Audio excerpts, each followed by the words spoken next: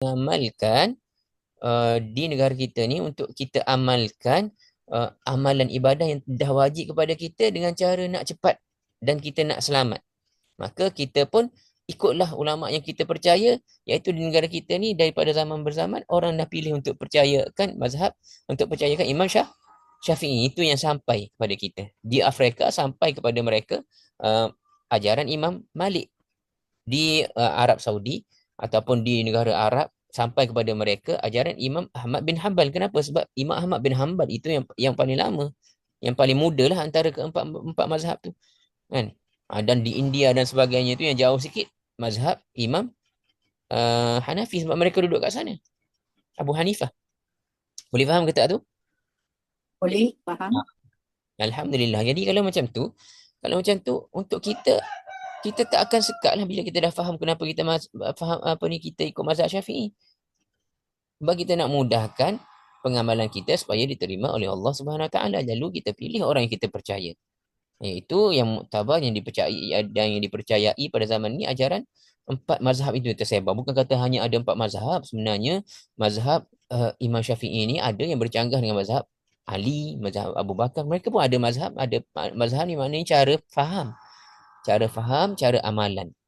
Banyak lagi mazhab-mazhab ulama lain yang sebelum Syafi'i adakah tak ada mazhab? Maknanya adakah tak ada sebelum Imam Abu Hanifah lah contohnya, sebab Abu Hanifah ni lama kan. Yang paling awal sekali Abu Hanifah. Adakah orang tak mengamalkan? Kalau kita kata mazhab sahaja yang betul kan. Adakah orang tak amalkan ajaran Islam zaman sebelum zaman Abu Hanifah?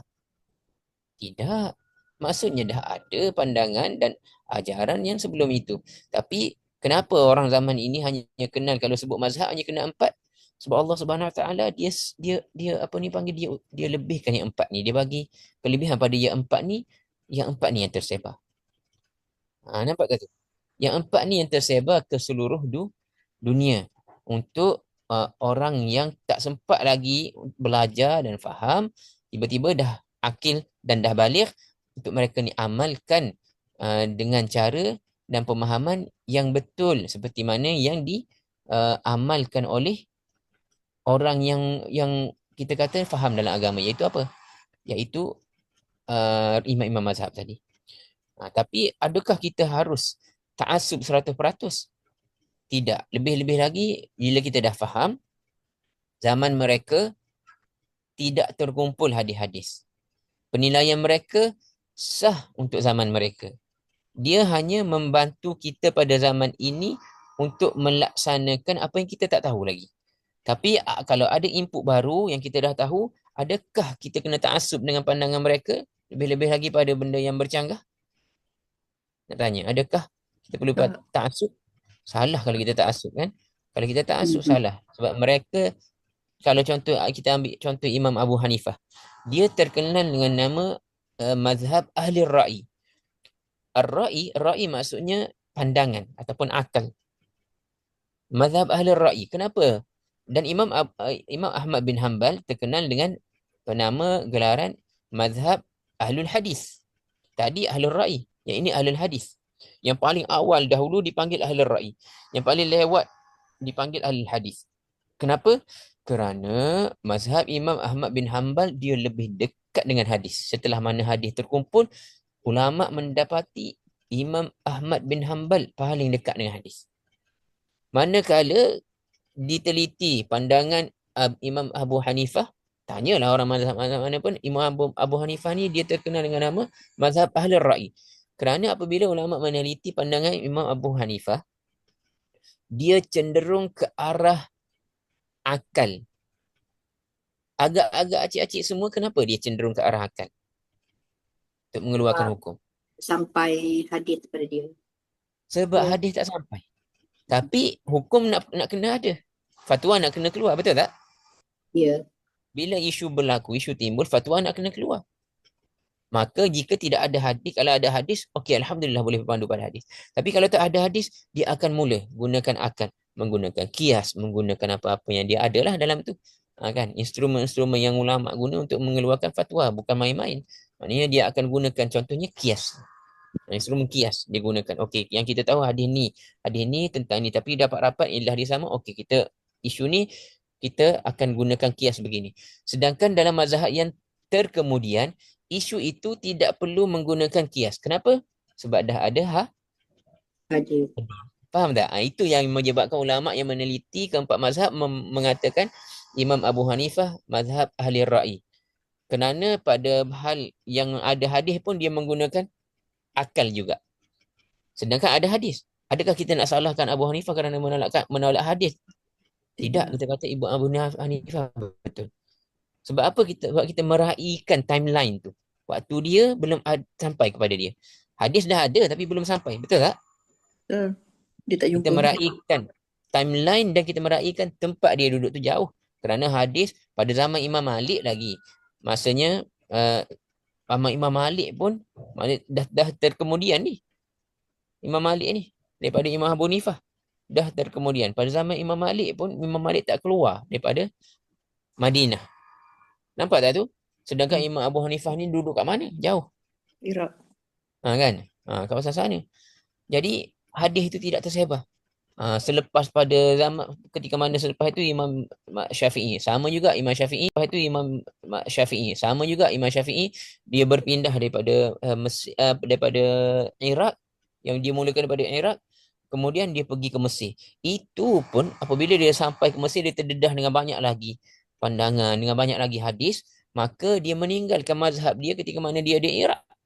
Kerana di Iraq hadisnya terhad. Maka mazhab dia ketika di Iraq tu, mazhab ni pandangan dia. Pandangan dia ketika di Iraq dipanggil pandangan qadim, pandangan lama. Ketika dia berpindah ke Mesir, dia mengamalkan pandangan yang bercanggah dengan apa yang dia sebut di Iraq dahulu. Maksudnya dia sendiri tak taksub pada diri dia sendiri. Dan meraihkan hadis, betul tak? Dia meraihkan apa yang sampai kepada dia. Dan Imam Syafi'i itu ketika dia mula, adakah dia terus pandai? Jawapan dia tidak. Imam Syafi'i pada awalnya bermazhab dengan mazhab apa? Sebab dia akil, dia balik, dia kena tak sembahyang macam kita lah keadaan kita sekarang. Apa mazhab dia? Hanafi. Maliki. Maliki. Sebab dia belajar dengan siapa? Imam Malik. Imam Malik. Nampak tak tu? Tapi adakah straight dia punya dalam kehidupan dia tu, kalau dah Imam Malik, kalau dah mazhab Malik, Malik lah. Tak, dia sendiri menunjukkan. Kenapa kita tak nak contohi? Contoh dia untuk kita memahami mazhab ni ada pada imam mazhab kita sendiri. Betul tak? Betul. Ya. Imam Syafi'i sendiri, dia bermazhab Maliki pada awal hidupnya. Kemudian bila dia belajar sampai kepada dia hadis, apa-apa semua, dia berbincang dengan guru dia Imam Malik. Imam Malik, tak ada Imam Malik iktiraf hadis ni, ada Imam Malik tak iktiraf hadis ni, maka Imam Syafi'i yang Imam Syafi'i iktiraf, mungkin Imam Malik tak iktiraf sebab Imam Malik tak keluar pada Madinah. Betul tak? Betul. Dan dia tak sempat untuk panggil ilmu jarah wa ta'dil. Sekarang ni ada ilmu jarah wa ta'dil. Dia akan meneliti setiap periwayat sama ada periwayat ni, perawi ini adil, thiqah ataupun tidak, ataupun majruh. Sebab tu dia panggil jarah wa ta'dil. Kita nak menetapkan hukum perawi ni adil, thiqah ataupun majruh. Majruh ni maknanya tertuduh dengan tuduhan tertentu lah, sama ada penipu ke apa kan. Dia tak jumpa dengan orang ni tapi dia meriwayatkan juga, contohnya begitu. Ilmu tu dah ada tak? Dah lengkap tak zaman kita ni? Dah lengkap. Allah Subhanahu Wa Taala nak jaga hadis, dan dia ni Allah Subhanahu Wa Taala kan dah janji nak menjaga Al-Quran. Al-Quran tidak mungkin akan terjaga tanpa hadis. Sebab Al-Quran tak sebut hukum hakam dirikan sembahyang berapa, ada sebut dalam Al-Quran 4 waktu Zuhur. Waktu Zuhur ada sebut. Waktu asar bila? Tak ada. Tapi Allah kata wa aqimus solah dalam Al-Quran, dirikan sembahyang. Dan Allah kata dia akan jaga Al-Quran. Maknanya dia akan jaga cara nak mendirikan sembahyang. Betul tak? Betul. Ya. Benda tu ada kat mana? Ada dekat hadis. Maka secara automatik orang yang berakal akan faham hadis akan dijaga. Disebabkan itu kita tengok ilmu jarah wa ta'dil sekarang telah matang. Nama siapa yang meriwayatkan hadis boleh dicari individu tersebut dan boleh diketahui individu tersebut terlibat dengan apa, zaman bila dia hidup. Maka sekarang ni sangat jelas. Setelah mana Imam Syafi'i sendiri pun dia menukarkan mazhab dia apabila dia bercanggah dengan guru dia. Dia faham lain, guru dia faham lain, dia ada input lain, guru dia tak iktiraf input tertentu. Maka dia buat apa? Adakah dia kata, ini guru aku, Imam Malik aku? Tak boleh, kita ni dah mazhab Malik. Mazhab Malik, kita kena ikut Imam Malik ni. Kita bukan pandai pada Imam Malik. Betul tak? Imam Syafi'i buat macam tu ke? Tak. Tak. Dia tidak memandulkan akal dia. Dia bertindak berdasarkan input yang datang, yang baru, yang datang kepada dia tu. Yang dia yakini, maka terpaksalah dia amalkan apa yang dia faham, walaupun Imam Malik tak nak mengamalkan sedemikian. Lalu bercanggahlah dia. Dia mengamalkan pandangan dia. Dan ada orang datang nak belajar dengan Imam Syafi'i. Maka Syafi'i akan mengajarkan apa? Akan mengajarkan yang Imam Malik ajar ke, yang dia sendiri faham? Yang dia faham. Yang dia faham. Lalu terbentuklah apa yang dipanggil mazhab Imam Malik. Maksudnya apa? Mazhab ni maknanya cara faham mazhab Imam Syafi'i kan. Cara faham Imam Syafi'i. Lalu ada anak-anak murid dia. Kemudian yang duduk dengan Imam Syafi'i selepas tu Imam Ahmad. Sama-sama orang yang berakal pada dia dan orang yang ikhlas mencari ilmu. Dia terdedah dengan hadis yang lain, yang tak terdedah, yang hadis itu tak sampai juga ataupun tak diiktiraf oleh Imam Syafi'i. Dia tidak akan kata, kau ni senior aku. Kan kau ni senior aku kan. Kau ni abang aku kena. Memang dia mereka ni hormat, tetapi mereka tidak memandulkan akal. Kerana Allah SWT bagi kefahaman itu, mereka semua mencari kebenaran. Imam Syafi'i rasa yang ini benar. Kalau orang tak nak ikut, kan, dia ikut yang dia rasa benar ke, dia akan ikut orang. Dia akan ikut apa yang dia rasa benar berdasarkan disiplin-disiplin ilmu tertentu. Dia tak akan ikut orang kerana ta'assub untuk guru dia sendiri, Imam Malik tu, tapi dia tak ta'assub. Dan kita belajar dengan Imam Syafi'i, kita kena ikut cara Imam Syafi'i. Iaitu dia kata apa? Kalau datang hadis yang sahih, itu mazhab aku. Kan? Oleh sebab itu, kalau Acik cuba nak fahamkan, Acik Salina tanya tadi kan, kalau Acik nak fahamkan orang ini, kena syarah macam Ikhwan syarah. Itu pun dengan harapan dia faham. Itulah. Bukan mudah. Itu pun dengan harapan dia faham kan. Ya. Kalau Acik nak jawapan yang mudah, sebab kita tahu orang yang cakap macam tu, dia sebenarnya dia nak ambil shortcut, dia tak nak belajar. Dia malas belajar, dia tak tanya kita kenapa awak cakap macam ni, apa yang menyebabkan. Kalau orang yang cakap macam tu, kita tahu. Kita bolehlah guna syarahan panjang sebab dia nak belajar, dia nak tahu. Tapi kalau dia dah keluarkan kesimpulan kita di Malaysia mengikut mazhab Syafi'i, yang ini kita nampak dia nak shortcut. Kan? Dia tak suka berfikir, orang yang tak suka berfikir. Jadi terpulanglah. Allah SWT akan tanyalah dia. Betul? Adakah betul kita di Malaysia? Dia tidak mahu melanjutkan dia punya whatever knowledge that he dia tak nak, dia rasa masa dia habis kat situ, dia nak belajar, dia nak sambung benda lain lagi, mungkin main saham ke apa ke. Kan dia tak rasa. Dia tak rasa, dia nak cari dunia, dia tak rasa benda ni penting. Dia boleh nak tak kita diam je Ustaz kalau macam tu? Maknanya kalau kita balas pun nanti akan mencetus benda-benda lain. So kita boleh. Tak kita, betul. Kita tengok situasi, kita kena pandai. Sebab itulah kita kena pandai ya Cik. Sebenarnya kita tak boleh kalau kita berilmu kita keras nak sampai kepada semualah. Tak boleh macam tu. Sebab apa?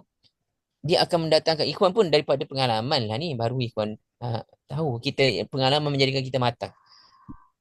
Dulu Tok Guru Ni Aziz dia bagi tahu, dia ni bagus Tok Guru Ni Aziz ni, dia belajar tapi dia nak sampaikan tu bila kita dah berada dalam medan baru kita faham kenapa dia cakap macam tu. Sebab ada tanah dakwah ni dia tandus. Ada tanah dakwah yang subur. Maksudnya ada masyarakat, kita bawa ilmu, kita datang, kita bawa ilmu yang benar, mereka dengan tangan terbuka menerima dan menganggap kita ni betul ahli ilmu yang dah belajar, yang dah apa, mereka akan dengan tangan terbuka menerima. Ada, itu kita panggil tanah dakwah yang subur. Tapi ada tanah dakwah yang tandus. Kita berilmu lah macam mana pun. Kalau dia kenal kita pun dia buat-buat tak kenal. Kita cakap dah macam mana pun, dia dah ada pandangan dia yang asal, yang peri kan, dia tak nak ubah pandangan itu. Dia tak nak ubah atas kepentingan tertentu lah. Atas kepentingan, biasanya atas sebab kepentingan lah sebenarnya. Sebab kepentingan. Bukan, kalau orang yang ikhlas, dia akan berubah mengikut kebenaran. Awak mampu bawa dalil, kami akan berubah mengikut dalil. Awak tak ada dalil, terima kasih sahajalah. Kan? Dan kebanyakan susah lah nak cari yang subur tu zaman sekarang ni.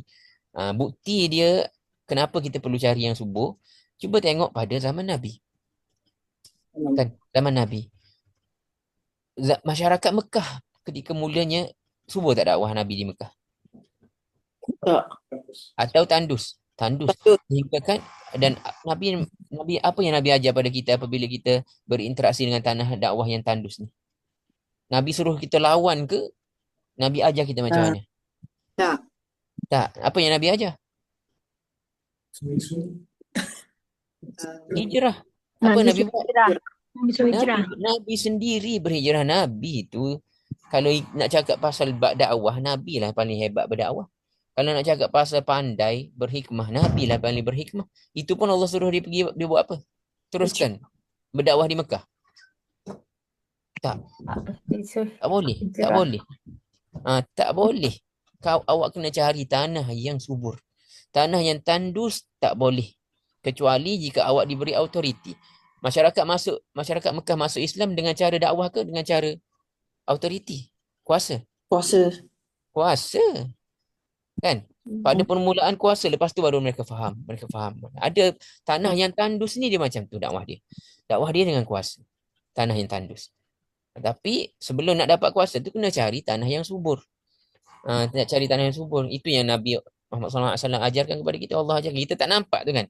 Benda tu kita tak nampak yang ajaran, pengajaran, pembelajaran ataupun pengajaran yang tersirat. Kita tak nampak yang tu. Allah SWT suruh berhijrah sampai dia tunjuk Nabi dia nak jalan berhijrah tu bukan mudah kan, tapi dia tetap suruh Nabi dia berhijrah, sedangkan Allah SWT boleh je sediakan burak seperti mana Allah sediakan burak ketika malam Isra Mi'raj kan, betul tak?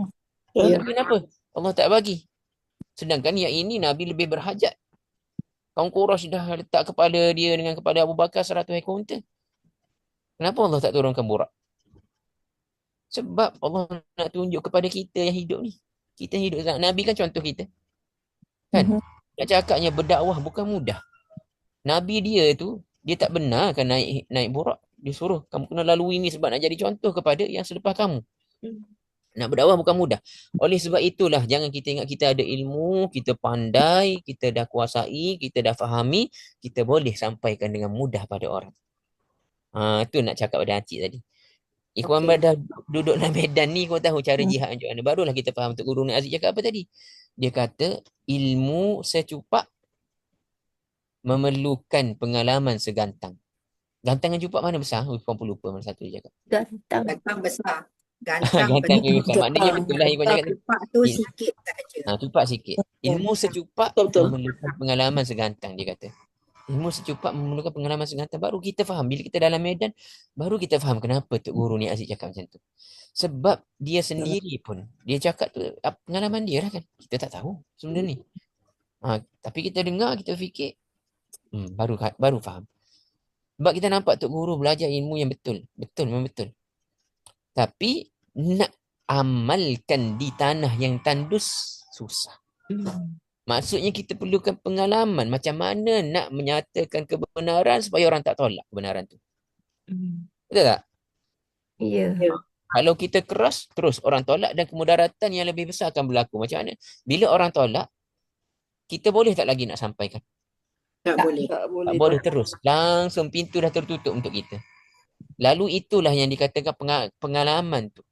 Ataupun hikmah tu yang kita perlukan untuk supaya okey, tanah ini tandus tapi aku tak boleh untuk tutupkan terus. Maknanya kita approach mereka dengan, walaupun kita tahu kita betul kan, untuk approach mereka dengan keras tak boleh, pintu akan tertutup. Lalu kita kena fikir cara macam mana berlembut dengan mereka sebagainya. Jadi dalam situasi Acik tanya tadi, Acik sendiri akan tahu orang ni tandus ke tak tandus. Kita tahu kan, kalau dia nak kan, dia jenis orang yang tak tandus, tanah je subur, kita siram air masuk kan, dan akan keluar bunga-bunga pula selepas tu, alhamdulillah kita akan bagi tahu dia, kita boleh tengok. Bukan semua orang kita nak syarah.